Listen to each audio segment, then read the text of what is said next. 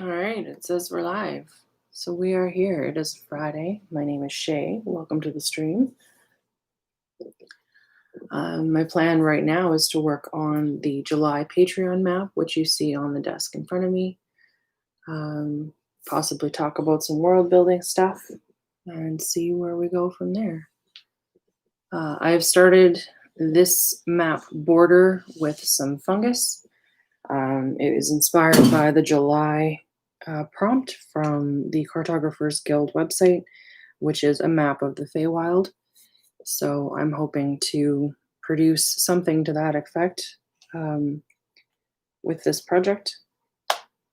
And yeah, this is my plan for now. So I have some photo references up to help me with my mushrooms and making sure that they look realistic and reasonable. And so I will be consulting with those as I carry on getting the rest of this done.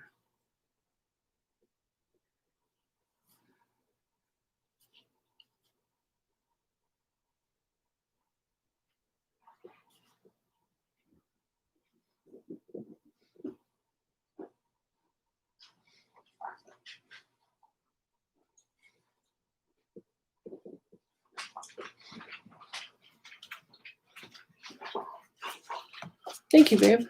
No problem.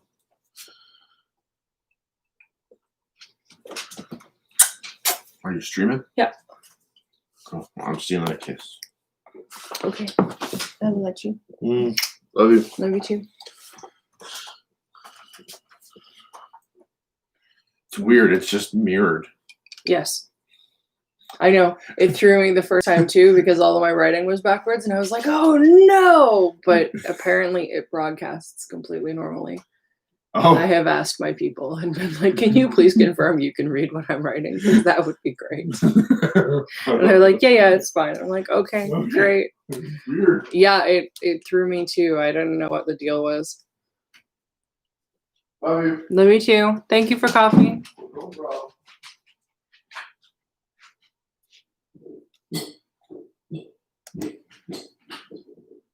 We're not playing pin yet, buddy.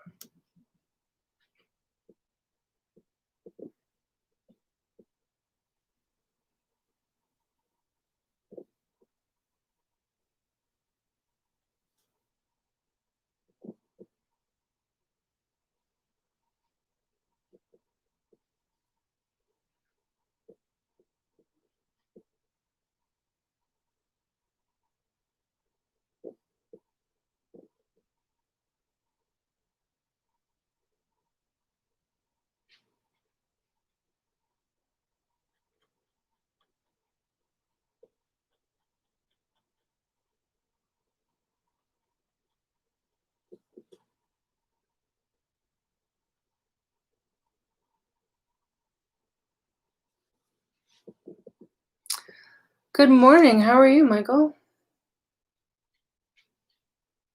So far, so good. It's been nice and chill. I've got my second cup of coffee underway. How are you doing? I hope morning is treating you well over there.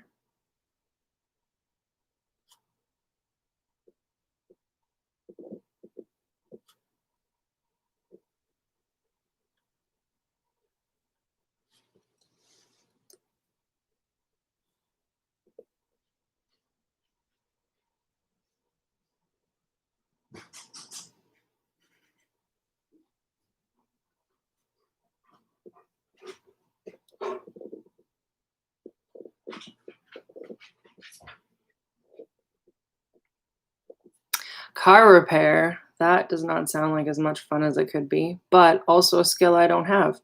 So congratulations on having some ranks in car repair. What are you working on?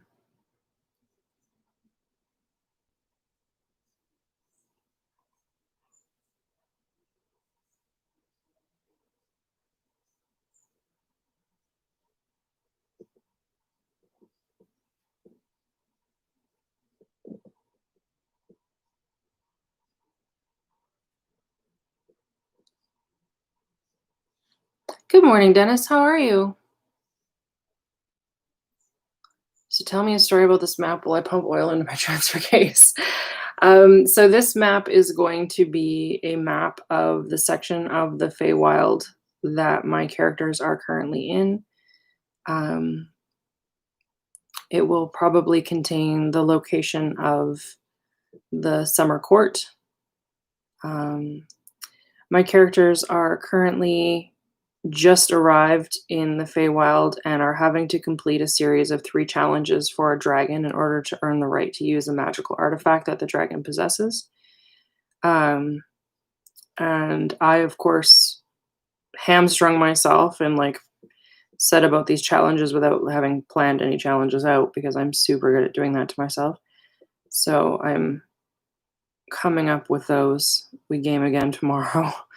The first challenge is a challenge of strength, so I'm hoping that one can just be like a gauntlet or something, and that should be all right. Um, the second challenge is a challenge of cleverness, and the third challenge is a challenge of honor. So, looking forward to figuring out what I do to fill those gaps because that's going to be fun. But in the meantime, the July prompt from the Cartographers Guild was a map of the Feywild. And I was really stuck yesterday at the beginning of things, like really, really stuck. Just did not know what to do. And so I thought, well, I'll go see what the challenge is there. I'm not as active there as I would like to be. And the only way to change that is to start doing more of the things, right? So do a little bit more of this and hopefully find some rhythm for posting there and getting in touch with the community there.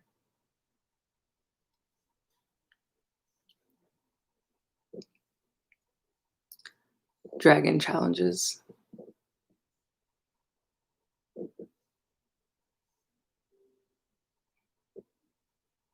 Oh, that would be fun. I like that, Dennis. I do wish you bonuses based to luck. Roll with advantage, Michael.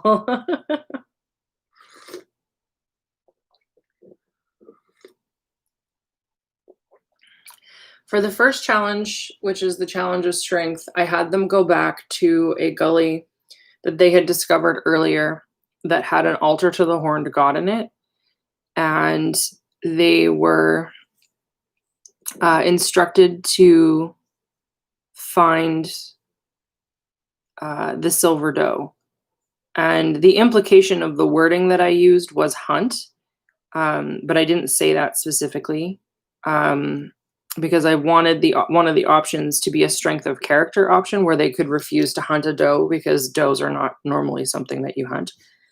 And my ranger picked up on that right away and was like, wait, no, like I'm not willing to do this. Well, he didn't say he wasn't willing to do this. He said he wasn't comfortable doing it without more like evidence or whatever. More of a good reason to do it. If he had just said, no, I'm not willing to do it and demonstrated like a concrete strength of character, he would have won the challenge right there.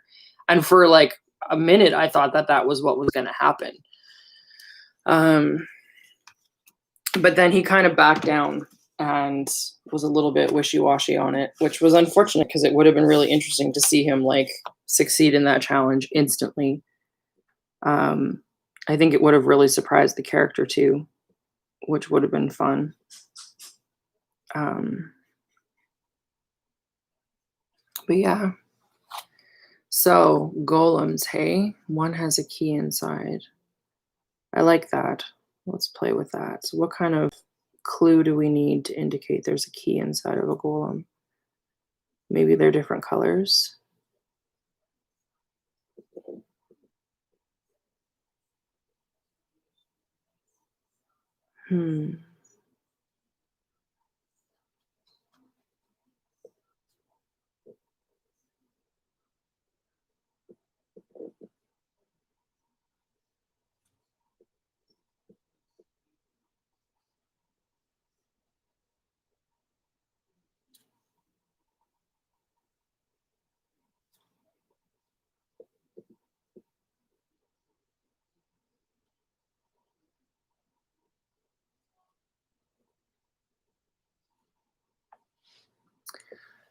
Are there any themes that are working with right now? It could be something familiar to them. I wouldn't say that there's any specific themes. Like one of the big questions of what's going on with the Feywild is the question of Arcus's lineage. He was referenced quite earlier that his parentage is of the Summer Court. So he knows he's not completely human, but he doesn't know what he is. And I'm really hoping that my PCs are not watching right now. Charles never watches and Lisa rarely watches. So, and Lisa, if you're listening, don't wreck it. Charles has just actually met his parents and doesn't know that. His mother is the song dragon Tessarian, and his father is the human druid Lanthorn, and they've been together for quite a while, but the problem was that they weren't legally allowed to be together when Arcus was conceived.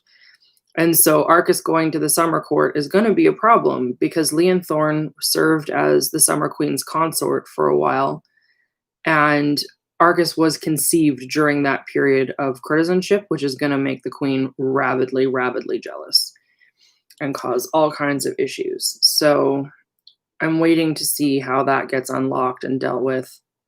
I'm hoping it's not a shitty idea because I'm nervous about having the determination of a character's backstory left up to me.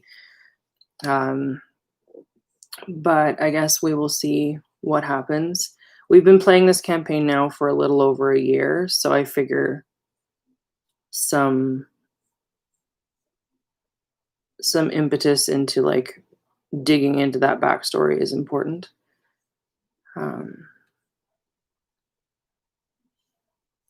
It is a lot of plot points. It is a lot of plot points.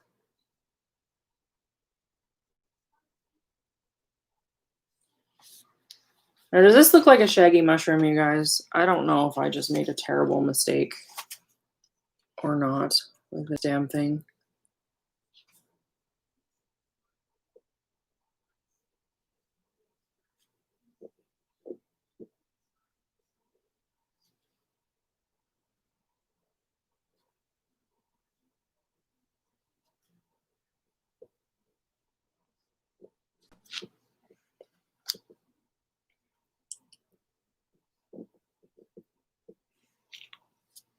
I can show you my photo that I'm working off of, maybe.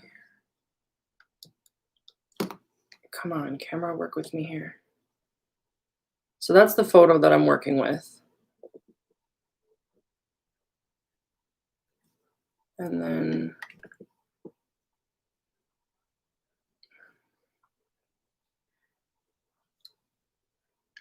see if I can fix this again. This is why I never play with my settings. I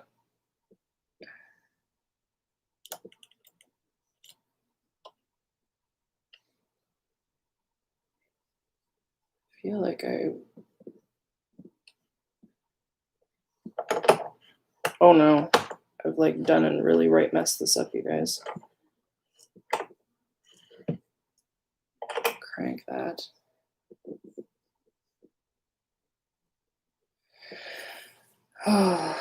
I always question the gift.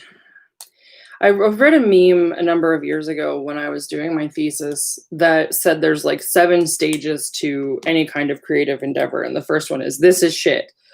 And the second one is, this maybe isn't so much shit. The third one is, okay, this is getting tolerable. And the fourth one is, this is actually getting really good. And the fifth one is, this is amazing. And then the sixth one is, no, maybe not. And the seventh one is, this is shit again. And I just find that to be very true. Like I go through cycles when I'm working where it's like, this is great. No, it's not. Wait, what is happening? And I think there's a huge kind of disconnect for me between doing ink, which is like my forte. Honestly, I love ink. It's the thing I've been doing the most since I was learning how to draw my entire life. And setting myself up for a successful transition from ink to watercolor.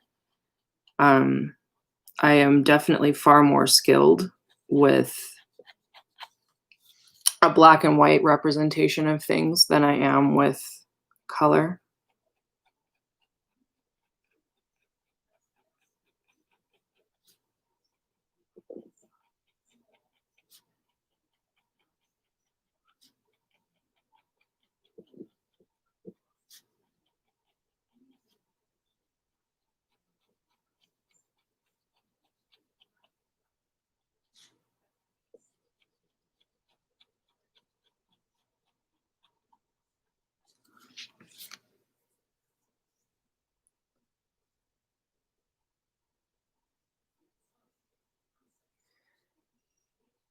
I think like my hands don't shake, but there is a lot to be said for having a lot of pen lines that kind of hide it, even if they did.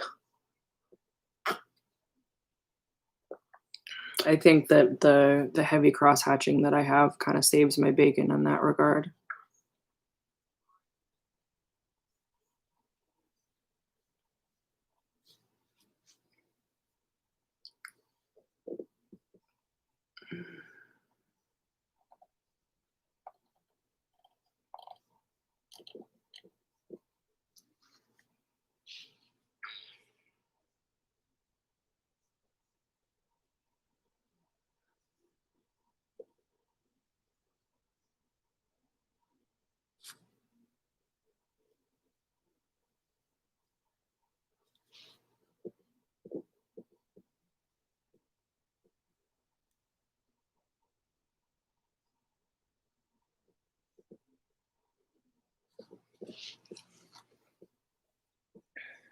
I do want to make the jump to digital though. It's something that I'm thinking very, very hard about.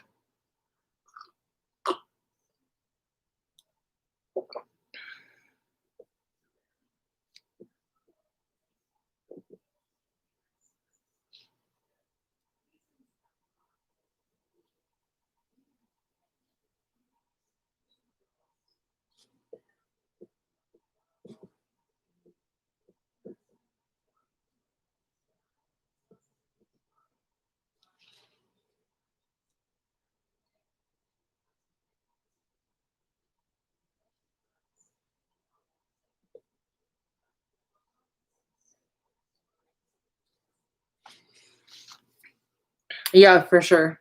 Way more forgiving on mistakes. It's part of the appeal for me too.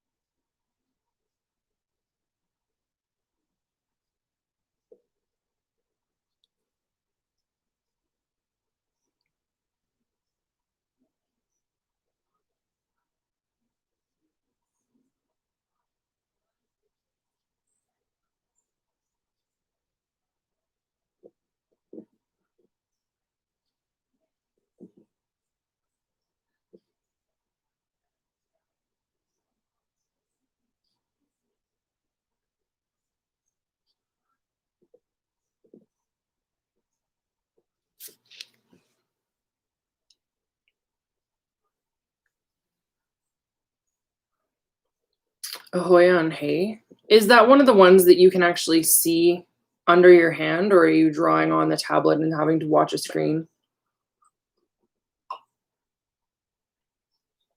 Because I have a Wacom tablet that is a hard surface tablet with no digital screen, and I find I never use it because I can't see what my hand is doing.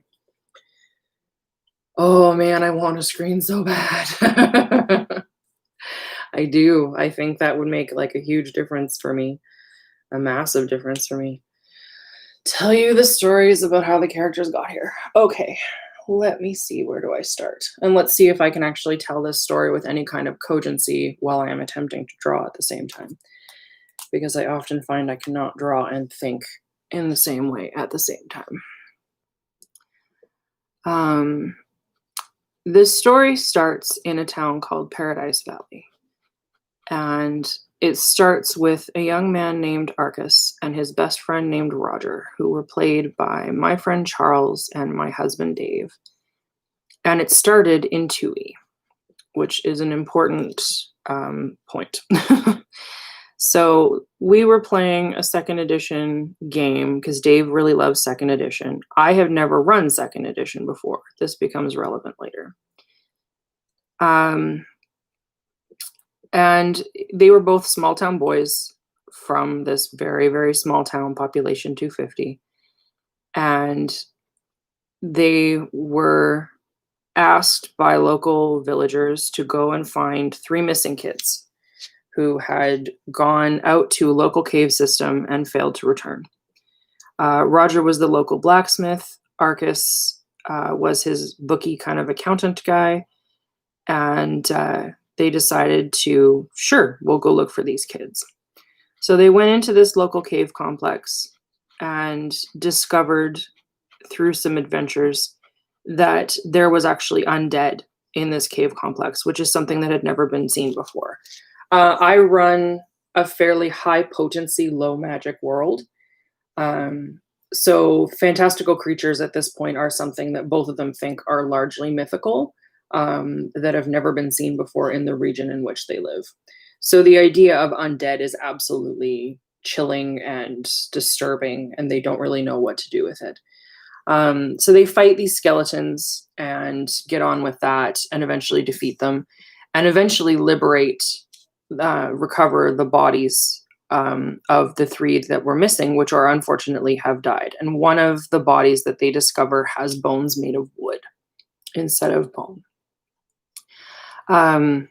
They don't know what to make of that. That is as equally fantastic as these skeletons that they just fought.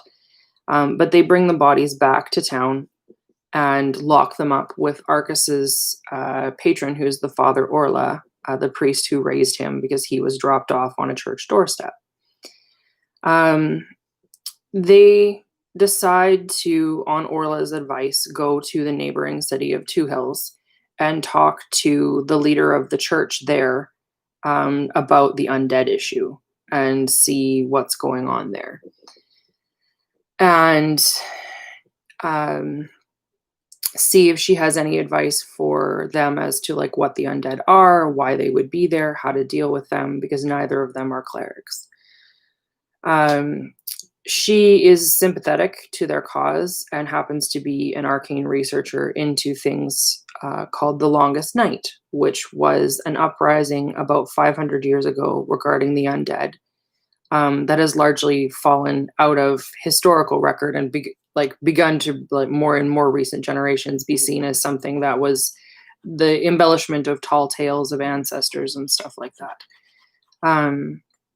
And she believes that it happened. So she's able to say, like, pay attention, don't do these things, do these things. This is the best I can give you. She sends a cleric named Keelan back with them, who is played by my friend Nicole. Nicole and Brian, her husband, weren't able to join the campaign for long periods of time, but they periodically popped in and played characters for like one-offs and stuff.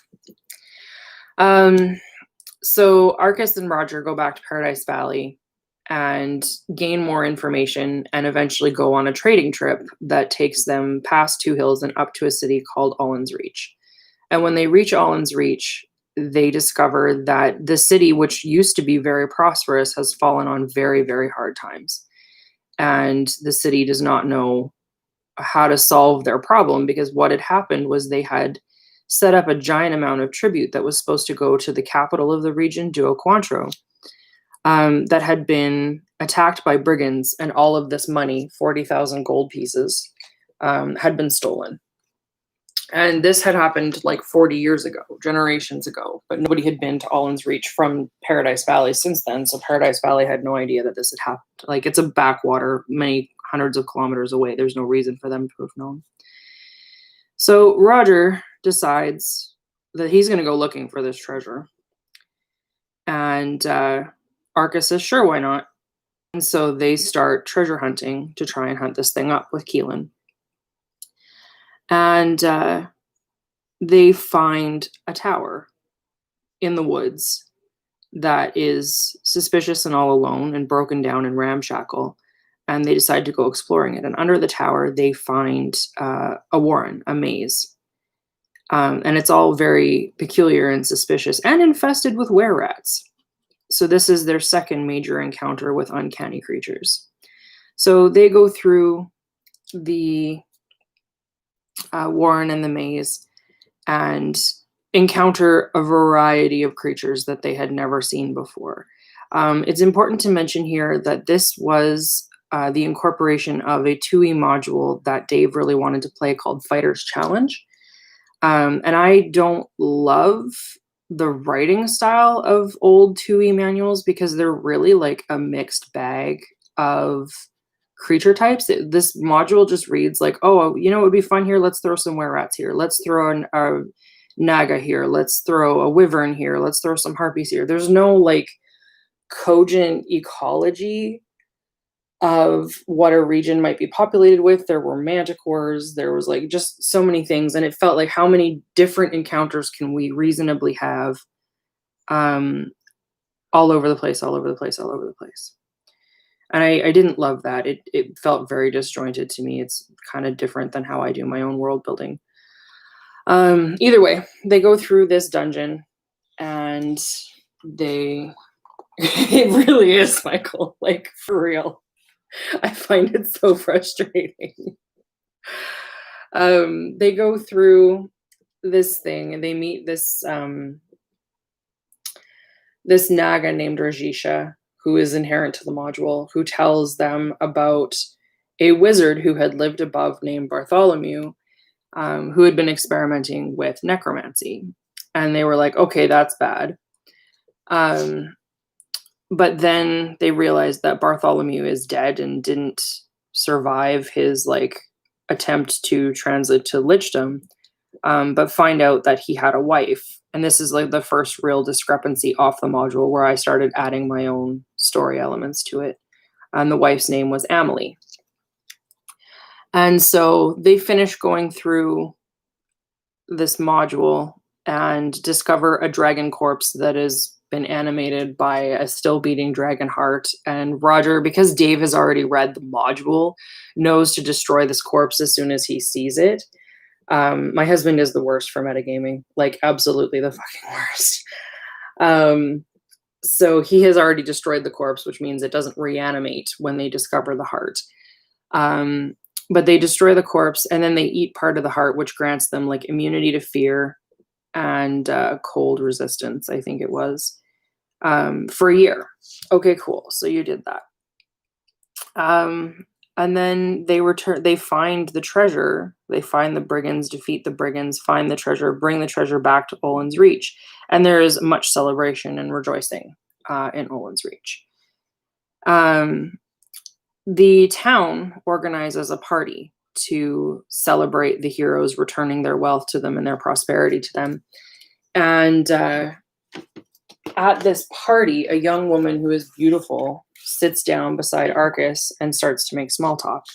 And Arcus is a sucker for a pretty face. He absolutely loves the ladies. He's not a womanizer by any stretch, but just is the shy small town boy who never had any luck with girls and is just flattered that this beautiful woman is paying attention to him.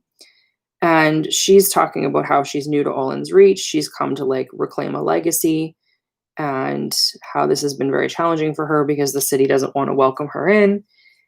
And then something happens partway through the meal and she turns into a bat and flies off. And Arcus is like, wait, what a second? What just happened here? This makes no sense. But she is startled and fear rises up in the thing.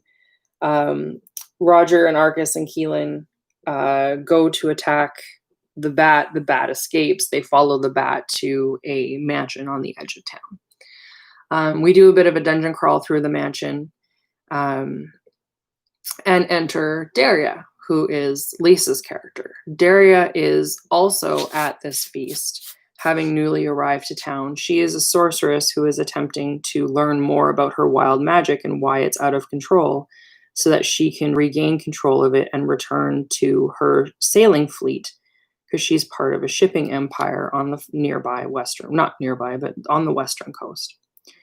So she sees this thing turn into a bat. She kind of freaks out. She goes to the library, gets some information, discerns that the bat is somehow going to the same place that Arcus and Roger and Keelan have just gone to, and goes there, bangs on the door, represents herself as a friend of the librarian who's a friend of Arcus's, and basically inserts herself into the party.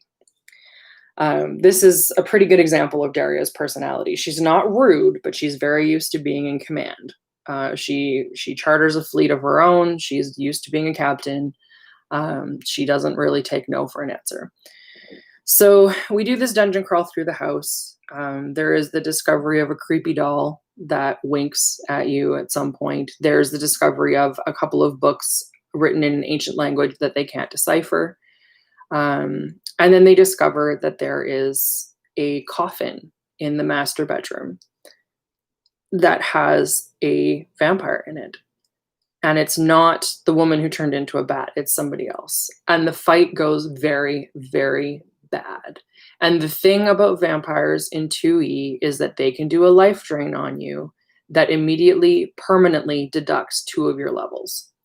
So I think they were only like level 3 or level 4 by the time this combat happens. I'm running a new system that I don't understand. I thought I had read my vampire spec closely and knew what was going on. I missed this level drain thing. So we're having the fight. The combat happens. The vampire scores a critical hit on Arcus, which is Charles's character. And I don't bring in this level drain thing, at which point Dave calls me on it and says, if you are running a vampire, this needs to happen right now. And I said, no, that's fine. I don't want that to happen right now because I don't know how to run the mechanic. And Dave said, no, that's not how the game works. You know, if you're going to run this game, you have to run it right. And that means this level drain needs to happen. And I was like, oh, okay, so I'm on the spot. I'm feeling really self-conscious. I'm a really new DM. This is the first D&D that I have run ever. And I'm running it in a system that I don't know. I'm familiar with 5e. I don't know 2e. So I'm feeling super uncomfortable and put on the spot. And Dave is insisting that this level drain happen. And Charles is really upset about it because it takes his character basically back down to a level 1 character. And Charles is not a great loser. He does not like things to not go his way. He's not pushy, he's not shovey or anything like that, but he takes it personally sometimes, and that can be really hard to manage. So Charles is upset, Dave's annoyed, I am feeling super uncomfortable, and I call the game off at that point, and I just finished the session and said I need a break. I'm too stressed by this to think about how to go forward from here, and I sent everybody home. In the following week, I hear from everybody at the table that they basically don't want to play with Dave because he's being a bit of a rules lawyer and he knows 2E way better than everybody else. It's making them uncomfortable. And I hear from Dave that he doesn't want to play with anybody else because they dither.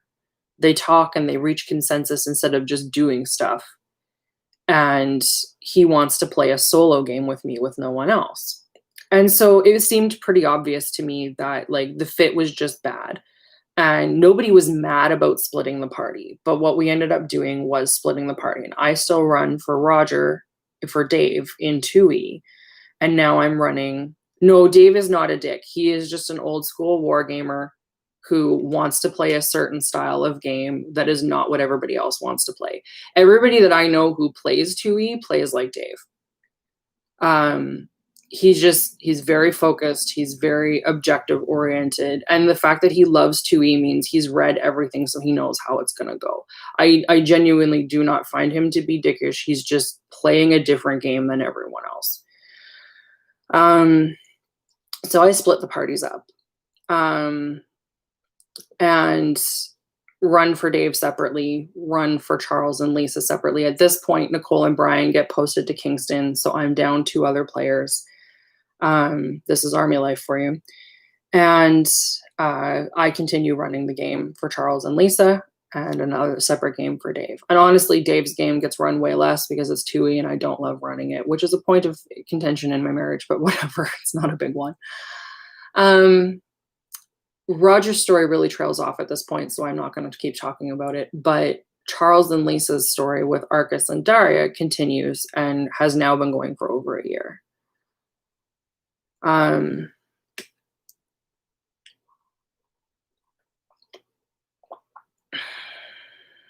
Yeah. So, okay, where do we go from here? So Daria and Arcus are trolling around Allen's Reach, trying to figure out what's going on. And they find out that bodies have been missing from the local graveyard. Don't speak ill of my friend, because he's my husband, and that would be a problem. I understand how it sounds to other people. I completely get how it sounds, but there was no hard feelings here by anybody. It was just like the sign that the table was not a good fit. So we just need to resolve that and make sure people are getting the game that they want to play. And I think that that's super important. That everybody be getting the game that they want to play, and that when you have bad fit, you don't like ruin friendships over it, right? And don't try to make everybody get along. You just find the table that's going to be a better fit for you. So Daria and Arcus are investigating rumors of disappearances of bodies from graveyards, and it becomes apparent that this vampire wasn't the only problem resulting in undead in the area, and that bodies have been going missing for quite some time. And they do some investigating and make some connections and come to the conclusion that it seems there is still a necromancer active in the region. They put a couple more things together and come to the conclusion that it is Bartholomew's wife, Emily.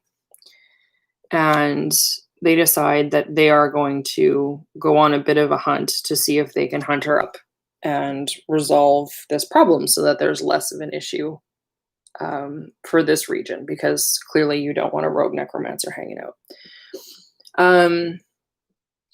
At this point, I think it's fair to say that I overplayed my hand a little bit. I intended for Emily to be like the big bad of the campaign. And I thought that by introducing her early, there would be kind of an opportunity for them to meet and then part and meet and then part, and kind of build the tension each time. And I have to say that that did not work out that way. But like I said, first time running D&D, so live and learn. You're going to do what you're going to do. So they start traveling, and in the midst of wandering around the forest, discover a secret magical place that is a complex of towers that only exists when the two moons are in a certain configuration. When the moons are not in that proper configuration, the towers are not visible. They don't exist on the prime material plane. They exist in other planes. While they are investigating these towers, which are near the ruins that Arcus and Roger had originally discovered Bartholomew's remains in, they meet a talking owl named Huel, who becomes one of Daria's best friends. And they eventually gain entrance into these towers and realize that the towers also manifest as people. So they have this physical tower sense, and they have this physical, like, human corporeality that they can actually interact with and talk to and stuff. And it comes out over quite a few sessions that Bartholomew and Emily found access to these primordial towers that exist in multiple planes, and were using them as their base of operations. And they find a way to lock Emily out and deny her access to this lab of hers that she was using, which causes her much frustration. And then they discover that she's done a lot of damage to the towers in her residency, and that they have decided that they want to try and fix that and restore their newfound friends to their former capability. So they decide to take this on, and this becomes a large kind of overarching quest for the majority of the rest of the campaign. It's kind of like the primary, secondary thing that they want to deal with after they deal with Emily. Oh boy, where do we go from here? So, um, the books that they found are written in a language that they don't know, but the one of the towers, Talia, points out is an ancient language called Riesh, and that the Riesh are the level of mythological to elves that elves are to humans at this point. So, like, you have this ancient species that is off, keeping to themselves for the most part, and for various reasons. So they start doing translations, and it tells about an undead uprising that happened a couple of thousand years ago, called the Umbran Uprising, and about a city that deals with necromancy in a positive way, as much as they can. And they decide that they're going to go set out to try to find this city and learn what they can learn from that about maybe whether or not they've got the ability to like stop a necromancer kind of thing. So they set off looking for Kelba. And Kelba is not easy to find, but eventually they get there. And it's kind of, Kelba was based a little bit on like Mongolia and Tibet. It's high, kind of Arctic steppes, herding culture, stuff like that. And it was based off of the idea that I found in Guildmaster's Guide to Ravnica about using kind of magic cards to generate kind of alignment ideals. Like Ravnica sets up their guilds and stuff based on like combinations of this is a black and red guild, and like these are the ideas that go with black and these are the ideas that go with red, and this is how they combine together to give you kind of a thing. And so I was playing with that, and Kelba was a black and green organization that was based on the continual recycling of bodies and lives to sustain themselves. So, like, the entire city, it's called the City of Ash, is built out of basically resinized crematorium ashes. Because that was how people who left the city and died and didn't wish to reincarnate decided that they wanted their remains to stay as part of the city. So things like that. Their spell books all have, like, the ribbon that you use to divide pages. The ribbon is woven of some of the hair of the person who wrote the spell book, because that's how they hold the memories and they hold some of the residual power and stuff like that, is by having these talisman aspects of the living person when they were still alive. And the idea is that they have a super low population because out of all of the Riesh houses, they were the warriors. And so they took massive hits during the Umbran Uprising, and their cosmology does not hold with like outside fertility. So they're not like going to allow for outside marriage and stuff to rebuild their population. They're slowly rebuilding it themselves through marriage and childbirth and stuff like that, and reincarnation. But something that happened in the Umbran Uprising destroyed the magic that allowed them to reincarnate their soldiers who died in that battle, because the necromancy was all involved and everything was wrong. It was the wrong kind of necromancy for them. So they get to Kelba, and Kelba is a very strict city. They don't allow the asking of questions. You have to obliquely kind of hint at everything that you want to talk about. They don't do outsiders of any stripe. And they're incredibly protective of their people, because in the last major conflict, they were used so poorly and just spent so hard in the protection of this, in the elimination of this necromancer threat, and the protection of the other Rieshi houses. And each house is basically a city-state that exists in a different location. Of course, Daria and Arcus get there and immediately kind of start messing everything up. They don't know that they shouldn't ask questions. They don't know that they're already off on the wrong foot because they're the wrong species. And it just is a very untenable, difficult position for them to be in for a while. And there's a lot of cultural misunderstandings. And I really wanted there to be this opportunity to like declare otherness and make it so they had to do a lot of social work in order to achieve their objectives. And honestly, like they were in Kelba for, I don't know, 4 or 5 months real time. And they got good at it. Like they learned the parameters and started problem solving in ways that were truly effective, which was really, really great to see. And eventually got some allies on their side and got some translations done of the books that they had found. And it pointed out that basically Amelie is real and was a much bigger threat than they had previously assumed. And so they made some allies and decided to try and like start hunting her down. It took them some time, but they eventually got a line on where her new lab might be. And decided to continue down that track and figure out what they could do about destroying it. Part of that process was venturing to another Riashi city called Israelian. And where Kelba is the Riashi city of ash, Israelian is the city of song. And the entire city lives on a coast. It rains there constantly, and everything about Israelian is designed to create the most beautiful sound that you can possibly create when it is raining.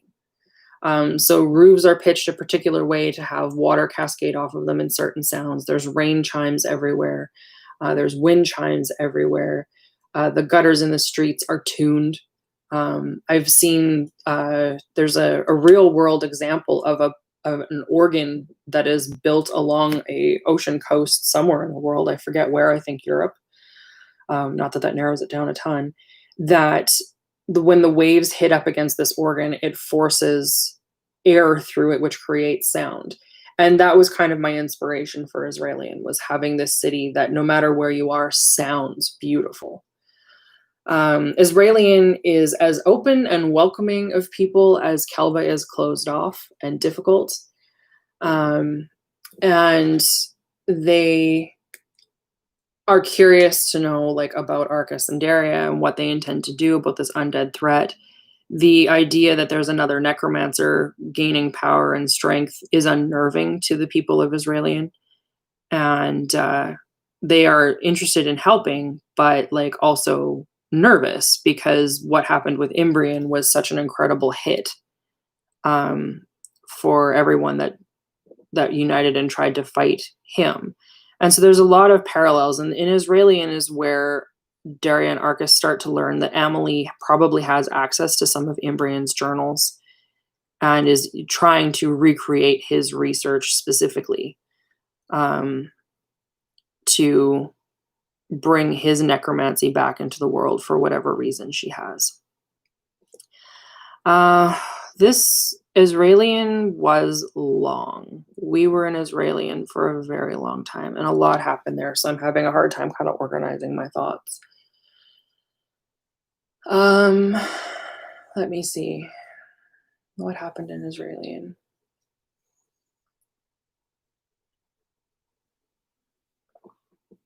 There were a lot of kind of side quest missions to try and understand more things. Oh my god, I forgot about Fabian. Fabian was a big part of this. So take us back to the beginning, to Paradise Valley. And Fabian was in those initial caves that Roger and Arcus were exploring, where they found the initial undead. She was there recovering a body that had gone missing, who was a leader of her people called the Alita. And it was forbidden for anybody from Kelba to go underground. and she had found the Alita's remains underground and had recovered them despite the prohibition, and refused to let anybody help her get these remains back because it would have been further against the taboos, and she wasn't willing to break those additional taboos. Arcas was absolutely smitten with her. Just that she was strong and she was independent and she was getting shit done. And he was very surprised when he offered to help her and she turned him down, but then she gave him an amulet that she was wearing and cut his palm without his permission and cut her palm, and they mingled blood. And this gave him an ability to kind of do a limited amount of dream walking, similar to what Egwene can do in the Wheel of Time books, which is something that Fabian is very, very good at. That's kind of her special bag. And so this dream walking thing became relevant a couple of times while they were researching stuff and what have you.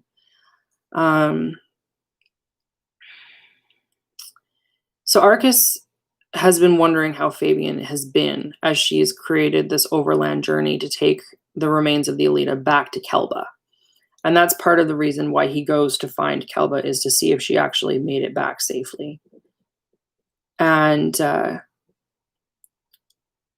yeah, I'm sorry, I completely missed that in the chronology of explaining all of this. It becomes pretty relevant later. So Fabian is a bit of an outsider in Kelba because of the dream-walking abilities. They are not common to the Kelban people. The Kelban people regard them superstitiously as something that is unsafe and a little bit unclean. And so Fabian very much has an outsider status among the Kelban people and doesn't get treated very well. Arcas finds that very sympathetic. He feels very drawn to her because of his own outsider status of being an orphan that was dropped off on a church doorstep. And they spend a lot of time together, and there's like a love. They fall for each other, and it's pretty intense. Fast forward a bit, and we find out later that her dream walking ability has been compromised by Amelie into a complicated scheme to try to gain access to Kelba, because Kelba is the city of necromancy, and Amelie is hoping that she can learn more about necromantic lore and necromantic magic by infiltrating Kelba. Fast forward that a bit more, there's a showdown where Amelie basically downloads herself into Fabian's body. There's a giant fight. Arcas is forced to kill her, which was like, holy shit. It wasn't a fight I was planning on having, and so that caught me off guard. And it just went really wrong, to be very honest with you. Not happy about how that shook down in the span of things. And Charles was really upset because Arcas had had such strong feelings for Fabian, and then Fabian ended up being a traitor, kind of, sort of, somehow. That got complicated and really uncomfortable for a while. But Fabian was dead, which took a load off my mind in some ways, because it had just become, the character had become problematic, despite the fact that I really liked her at the beginning. So Israelian culminated in the death of Fabian, the discovery of Amelie's second lab, a dungeon crawl through that second lab to try to deny her resources, because keep in mind I'm playing with military people, so sometimes this is military tactics. If you can't defeat the big guy, deny them resources. And the discovery of a lieutenant for Amelie that they apprehend and go through a trial and eventually condemn to execution.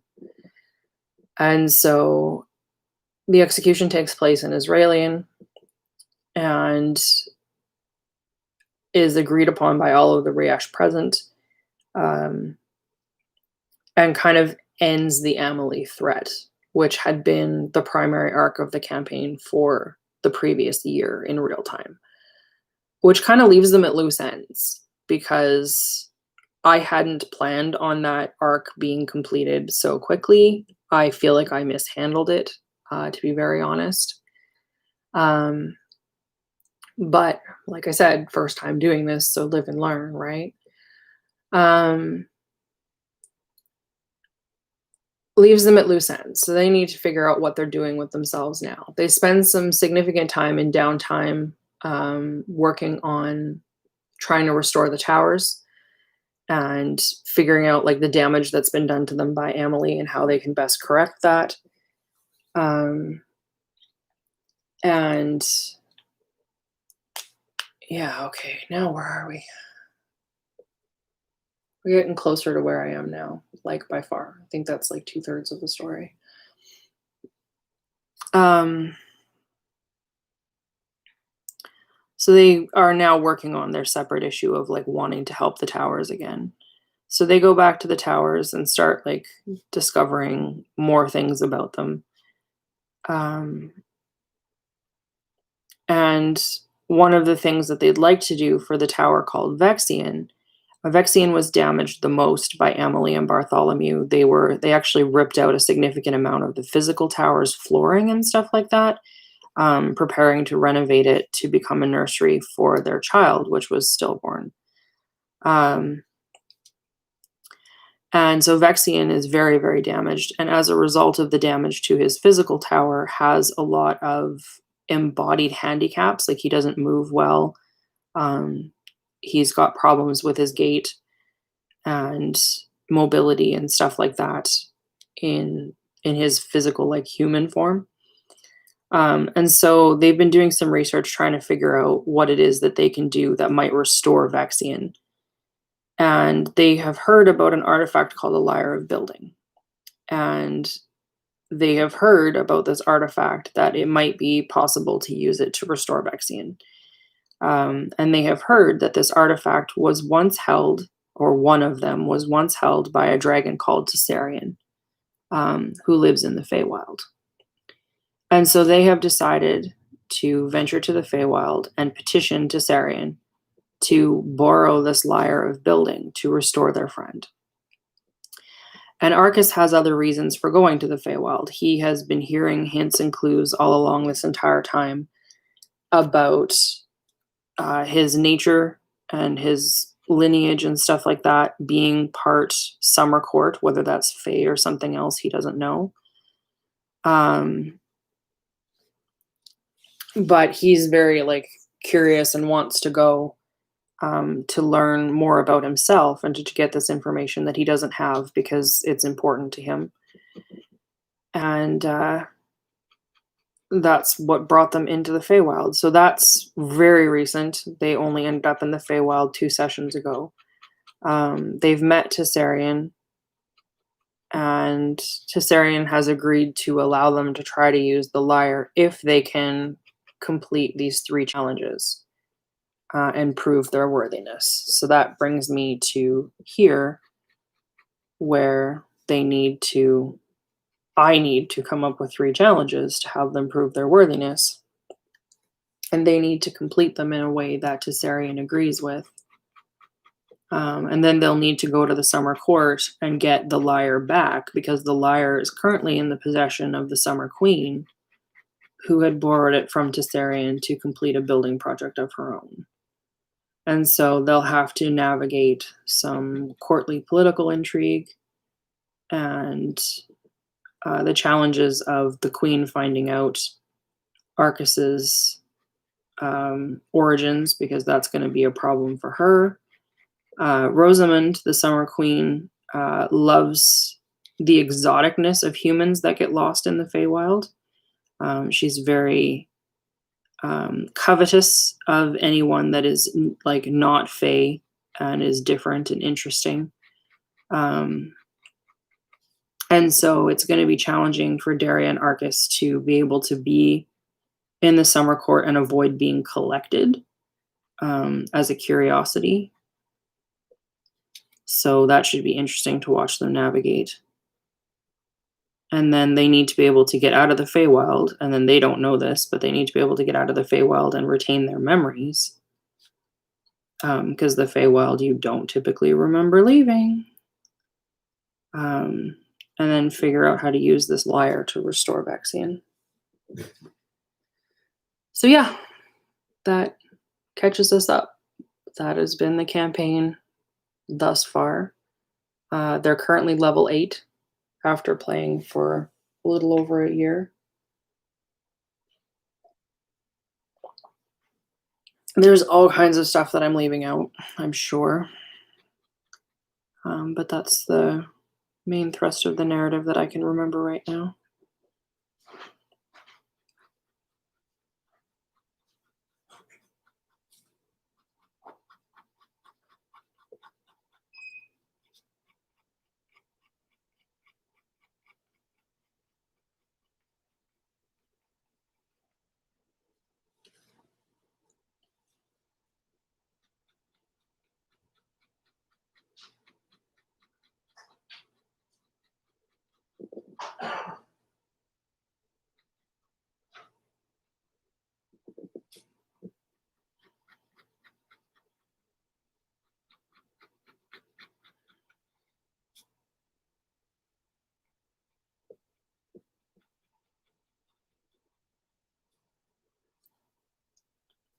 Yeah, I'm curious to see how it's going to work too. I'm sorry, guys, it's probably nowhere near as interesting to hear it talked about as it is to play it. There's been a lot of tension between Daria and Arcus about whether or not they're going to end up in a relationship or if they're just going to stay friends. There's been all kinds of questions of loyalties and priorities, and it's a very character-driven, narrative-driven kind of game. So there's a lot of role-play heavy situations, which is part of what was frustrating Dave about it. He's not heavily into role-play, he's into strategy. So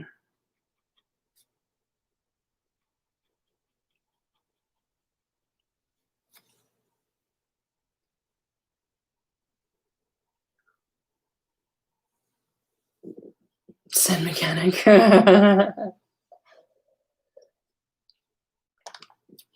I generally write summaries each session of what happened with the previous session. So I have some of those. I could read a few if you wanted.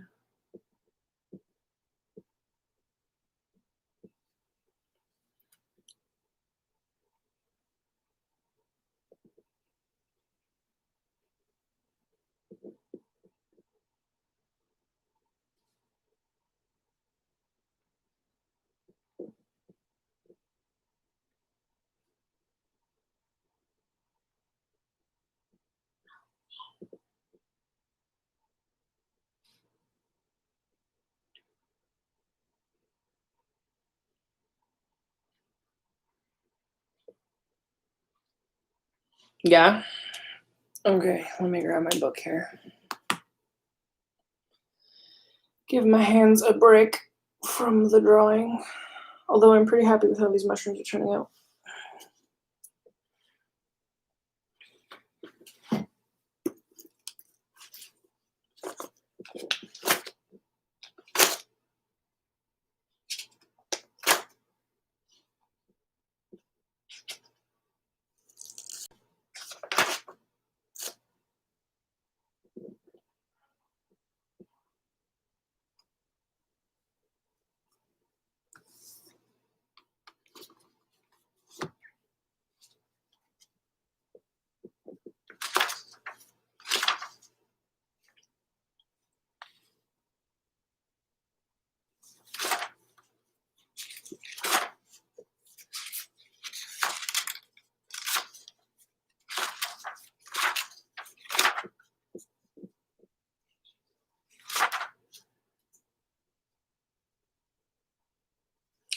Try to find a place to start because there's so much of it.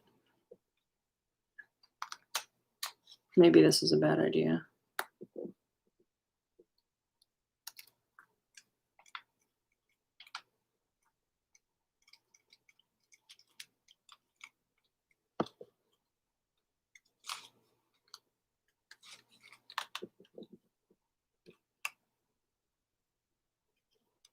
Yeah, I don't think this is as organized as I want it to be.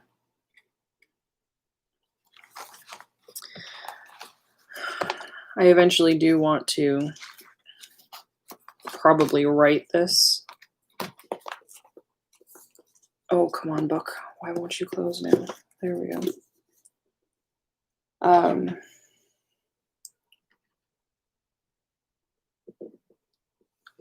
Do I ever play on Roll20?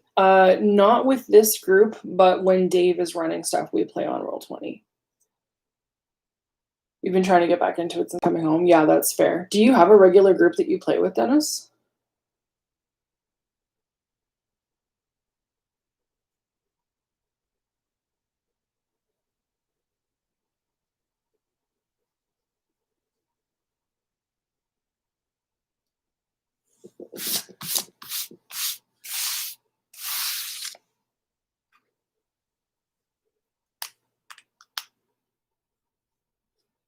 Oh no. Yeah, that's the problem with the army, right? It's very hard to play from Afghanistan. Dave was running our weekly game from Latvia, which meant he was up at 5 o'clock in the morning on his Saturdays, which was dedication.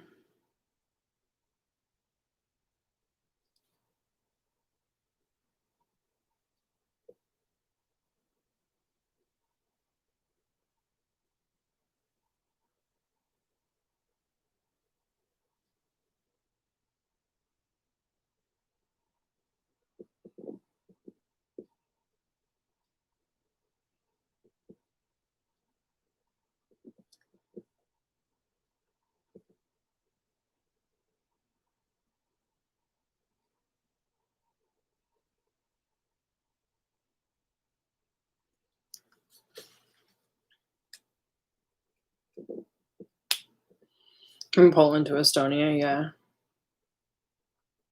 yeah. No, ours is Op Reassurance, I think, was Latvia. Because, yeah, the one in Ukraine is Op Unifier.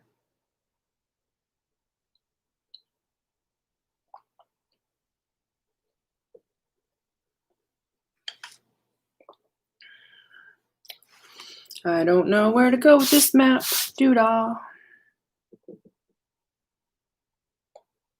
Yeah, that might be what the States is calling it for sure.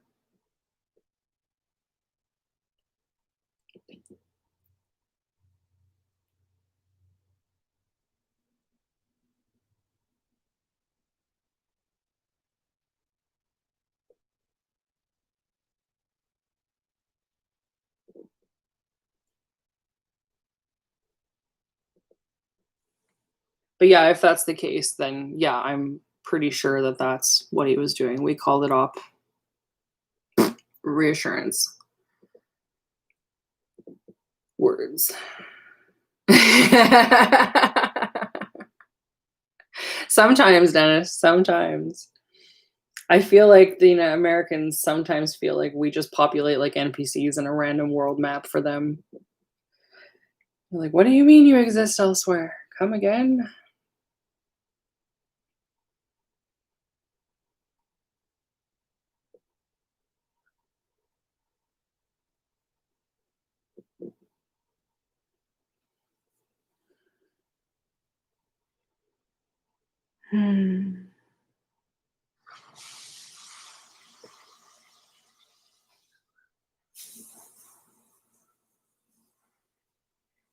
I gotta close my office door. Dave is having a shower.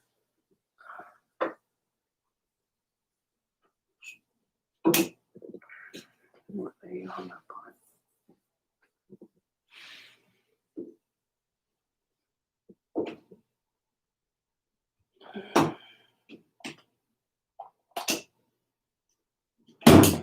There we go. I think it is the truth for a lot of people, and I think that it's part of what contributes to perceptions of Americans being very selfish and solipsist, I guess, for lack of a better word.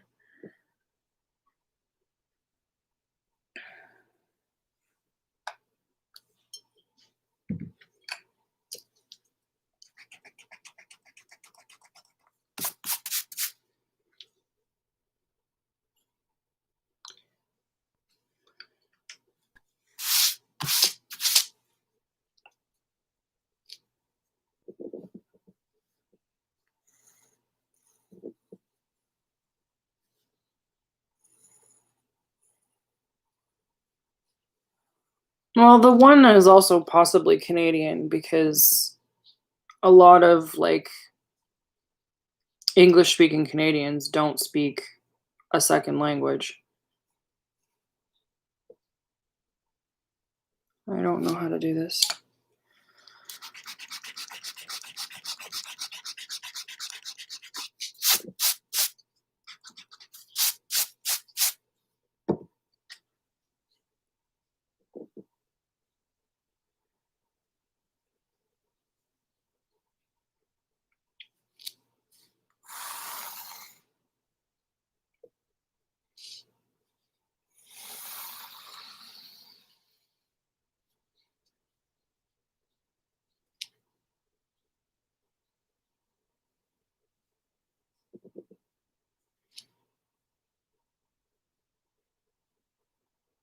We don't have to know it. Um, we have two official bilingual languages, but many English speakers here do not speak French. Most French is very concentrated in Quebec, Newfoundland and Labrador, the East Coast, and small pocket communities on the prairies. Most of us speak some French, or at least can read it, to a limited extent in terms of the fact that all of our packaging is printed bilingually. So, like, you grew up reading the French on the cereal box because it was in front of you more than anything, right? So it's not even reading it so much as just word recognition. I speak very basic French. I can only talk about certain topics that I know the words for, but I can talk about those things fairly fluently. Um, in the army, in order to advance to a certain rank, you have to have your French, and it has to be operational. So, and to work in the federal civil service, you have to be bilingual as well. Um, and that is a huge challenge for a lot of people. French training outside of Quebec, like in high schools and stuff like that on the prairies, is difficult to come by. Um, and I didn't get the best instruction when I was in school for it. And also, like, it's taken as an elective in a lot of places, not as a full bilingual program. So you get kind of a piecemeal education towards it as opposed to like a functional use of the language, unless you're very dedicated to getting it. Um, I have a higher rate of French literacy than I would say the average person on the prairies has, um, which is, useful for me because I have people who speak French in my life, um, but not necessarily true of most people, I think.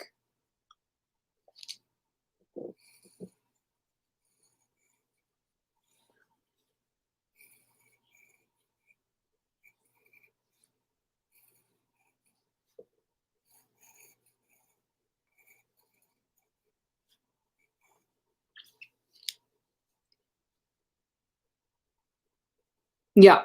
There's a lot of people in Canada who speak varying dialects of Chinese and various Arabic dialects. So yeah, that wouldn't surprise me in Detroit at all. Um, the Canadian Army is a little bit weird because the French will give you points towards promotion and like lead you into issues if you don't have it in terms of promotion, but they don't give you bonus points if you speak other languages. Even though they'll go looking for it. Like when we first went into Ukraine, I guess it was a big deal to find soldiers who spoke native Ukrainian because you need to have that if you're going into an area. Um, so yeah,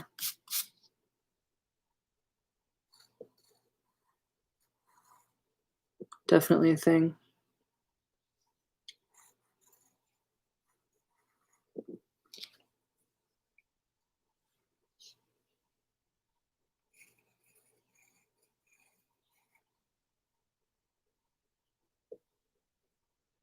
Yeah, I can see how that would be a thing for sure. For sure, for sure.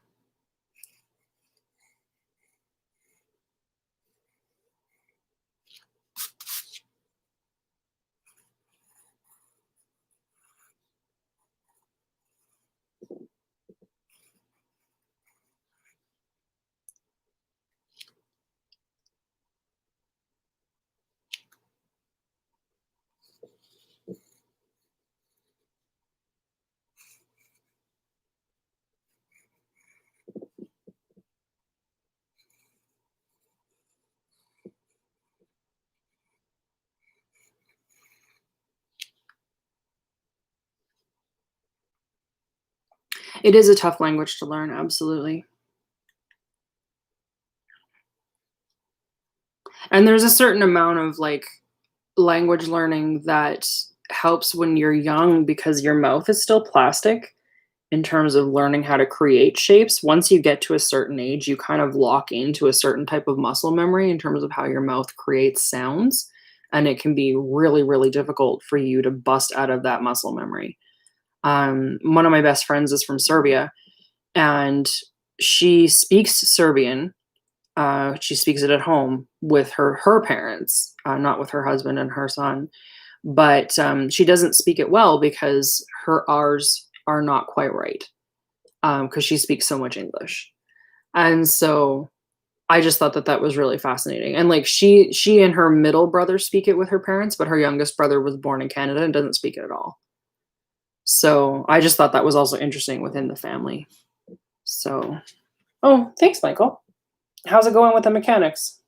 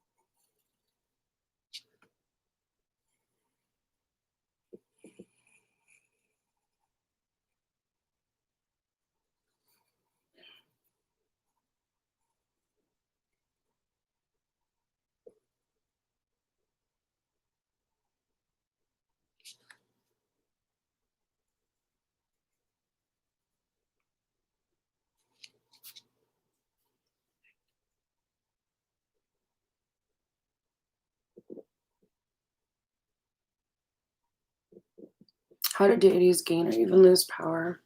Working on a system for mind where it allows a mythopoeic system in which people and creatures become gods for accumulating enough power, current or follows. I'm hitting a wall. Um, so I guess my first question is, have you ever read Small Gods by Terry Pratchett? Because that's kind of the way that I structure everything. Um, Belief is a force that works in the world. Um, when you have more belief, you have more power. When people start drifting away and you lose that belief, you lose power. Um, yeah, it's okay. First of all, you got to read it. Like, it's one of my favorite books of all time. I was planning when I was still planning on teaching to teach a religion and humor class, and I wanted that to be one of the assigned readings because it's fabulous as a social commentary and also just funny. Um, I think it would be just such a great book to do a book study on. Um, but yeah, I work that way where belief is a force and it reinscribes values. I believe that that's true to the world, not in a supernatural sense, but in the sense that um, whatever you pay attention to proliferates.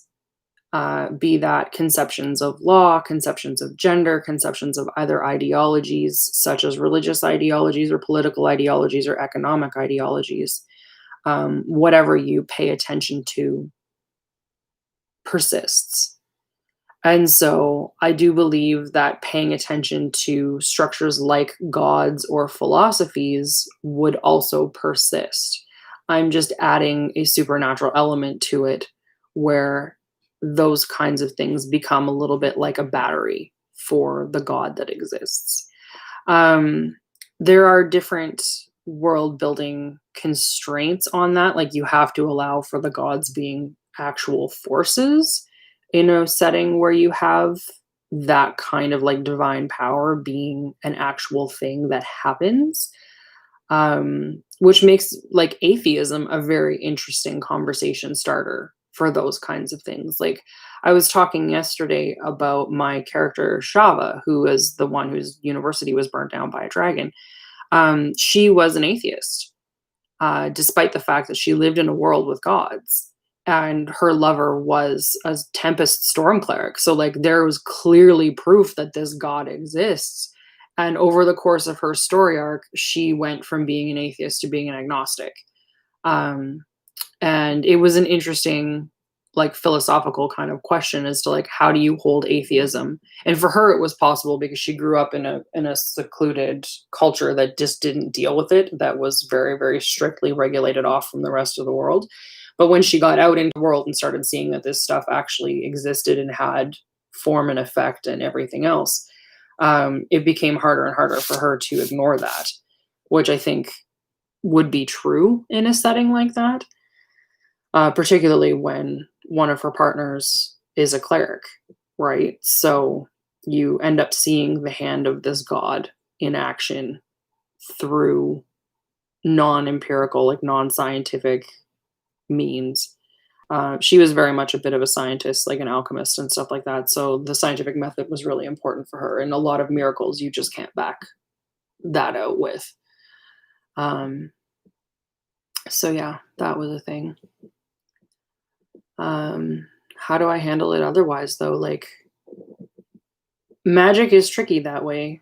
A lot of my magic is not divine magic. A lot of my magic is environmental magic. It is predicated on rips and warps and wefts of the plane of different planes of energy bleeding over into the real world, into things like ley lines. And so a lot of it is situational or endemic in some way. Like creatures that live around ley lines just have higher magical ratings because the magic bleeds off into the environment. It enters like the minerals that feed the grass, that feed the omnivores, that feed the carnivores, and you kind of get this like chain of being pyramid that kind of ups and concentrates power and stuff like that. And accretion is a thing. So the more you eat animals that are magical, the more you have magic to work with.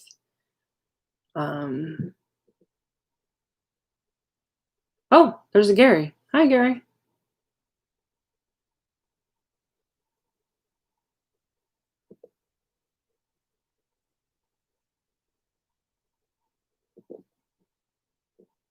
Yeah, I get that.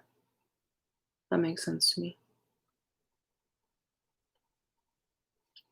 I think it's possible to write and to role play things like divine magic and stuff like that without having to have a belief of your own.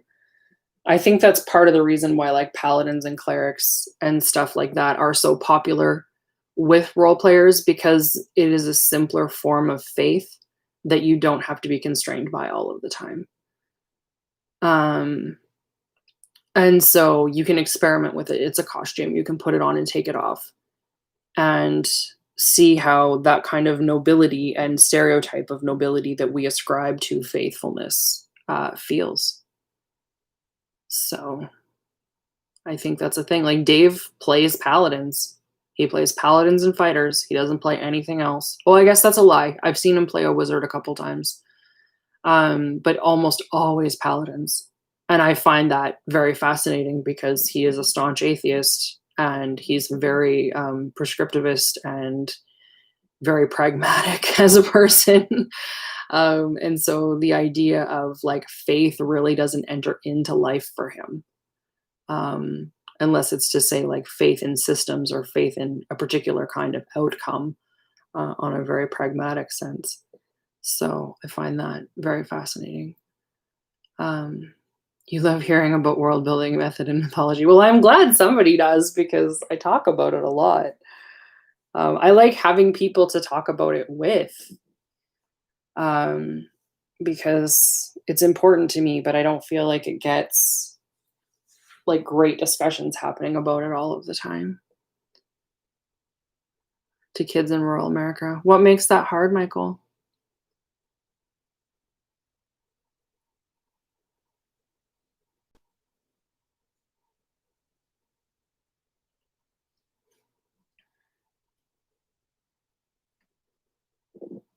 God. Yeah.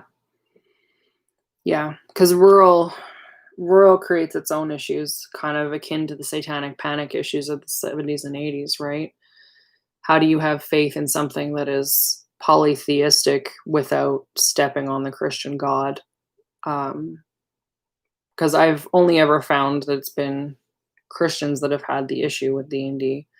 But then again, I shouldn't say that because I don't know too many um, non-Christian, non-atheist, non-agnostic players. Like I've never met a Muslim who plays D&D in my small social circle. I've never met a First Nations person who plays like, and that's a limitation of where I live and the kinds of people that I get to play with. Like, I think if I was in a larger urban center or whatever, that would be something that I would have that experience for already. Just because there's a more diverse range of players to play with. Um, but I I don't get to have those experiences right now living in a town of less than 5,000 people. Um, yeah, I could see it being a problem for Islam, especially because they have a lot of restrictions about ideological representation in terms of imagery. And polytheism would be a pretty heavy no go for that, I would imagine. Um,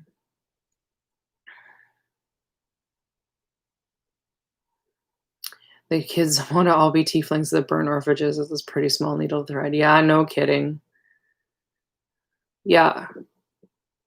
Yeah, I'm sure they're out there, like Muslim players and Hindu players and stuff like that. I'm sure they're out there. 100% they have to be. It doesn't make sense in terms of like frequency of population and stuff. It's just the limitations of where I am. I've never gotten the opportunity to play with them. I think that like it's part of the reason why we need to be sensitive to legacy content in games like Dungeons and Dragons because like the Oriental Adventures, for example, that happened in 2E, like those are incredibly reductionist and incredibly stereotypical, and honestly, I think fairly harmful um, because they're fetishizing everything. Um, it is still a game for sure, but when you're building a fantasy life on someone else's subjugation, that's a problem. Like it's a huge issue and it's something that I think a lot of white gamers don't pay attention to because the leftover colonialism in our society just says we're allowed to take whatever we want and mix it up, and that's not been true for all populations of people equally throughout time. So that's definitely an issue. Yeah, for I mean, Catholicism, the Satanic Panic, and like other forms of Christianity that were having huge problems with the game back in the 80s and stuff. It's just such an issue. Like I have personal opinions about that because I think D&D is one of those games that teaches the values that most religion want to teach. Cooperation and stuff like that very, very well if you play the game a certain way. If you're playing it to be tieflings that burn down orphanages, you're not going to get those values. But I find that you tend to play a different game as you get older, or at least I did. I do. I've never been a murder hobo, really. Um, but I know that's not true for everybody. Some people just want to go in and hack and slash and beat up monsters and get the treasure and accrue the XP. So I can't speak for everyone by any means. I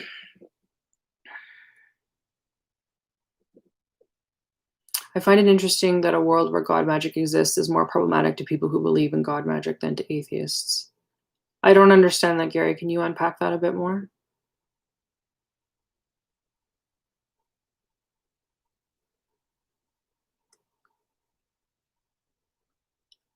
All right. Crossing my fingers for you, Michael.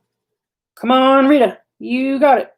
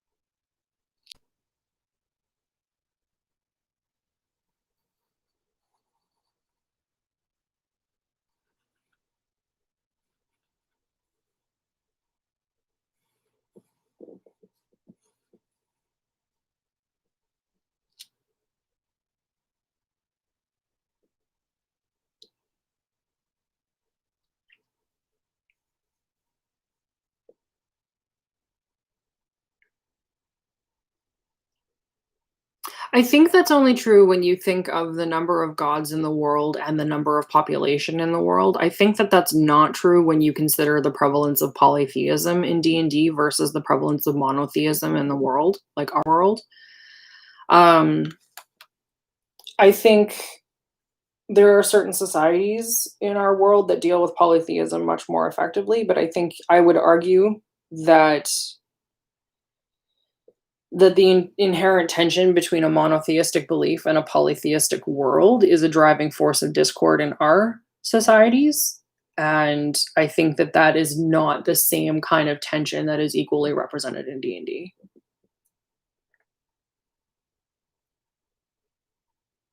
Yeah, I completely get the teachable moments thing, Michael, like for sure. That makes so much sense to me. I didn't start playing D&D until I was an adult. So I don't have an experience of being a child and suddenly getting that freedom and exploration um, in the same way. Like, yeah, kudos to you for DMing for kids, man, because I don't know if I could do it.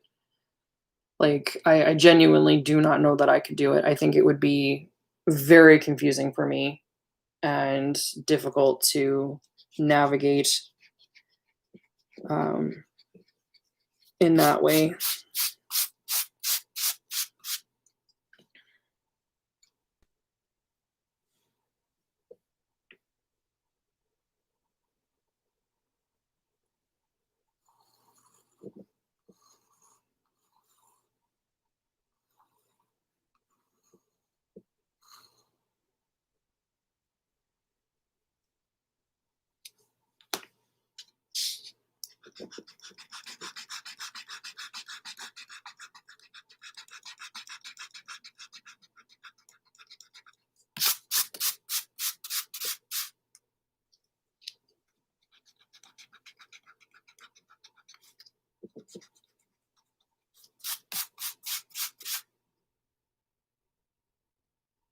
I believe that. I 100% believe that.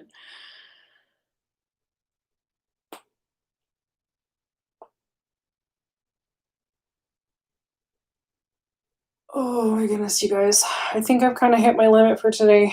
I don't know where I'm going to go with this map. I have some pencils, but I don't know that I'm in love with it, and I don't want to start inking it until I am.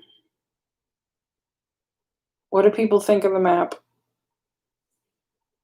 Worth pursuing? Needs to be changed? Tell me all the things.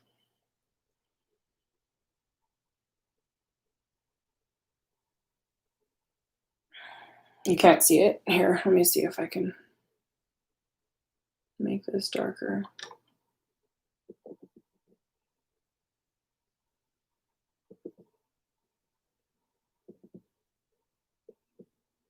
So I've just got like mountains here, and then a river coming down the middle. And hopefully it's all right. I don't know what I'm going to do with the rest of this border. A good border does make all the difference, I find. Absolutely.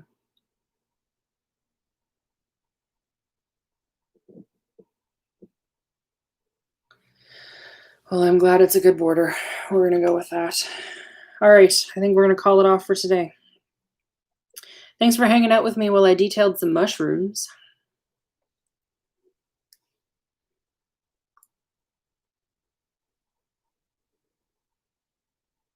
Okay, well, I'll try to ink it next time so you guys can see what's going on. Thank you guys for hanging out. Oh, absolutely. I hope I wasn't too boring. All right, we'll catch you guys next week. Take care. Bye.